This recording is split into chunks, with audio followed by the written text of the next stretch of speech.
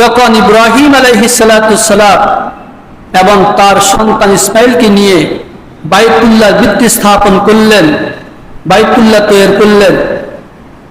বাইতুল্লাহ তৈরি করার পরে ইব্রাহিম আলাইহিস সালাম আল্লাহর কাছে দোয়া করেছেন, রব্বানা তাকাব্বাল মিন্না, হে আমাদের পালনকর্তা, হে আমার রব, তাকাব্বাল মিন্না, আমাদের মধ্যে থেকে কবুল করে নেন। অর্থাৎ আমরা যারা খানা কাবা তৈরি করেছি, আমাদের বাপ বেটাকে আপনি কবুল করে নেন। ইন্নাকা আনতাস সামিউল আলিম, নিশ্চয় আপনি শ্রবণকারী, আলিম, জ্ঞানী। তো এই আয়াতের মধ্যে আল্লাহ রাব্বুল আলামিন, এই আয়াতের মধ্যে হযরত সাইয়েদনা ইব্রাহিম আলাইহিস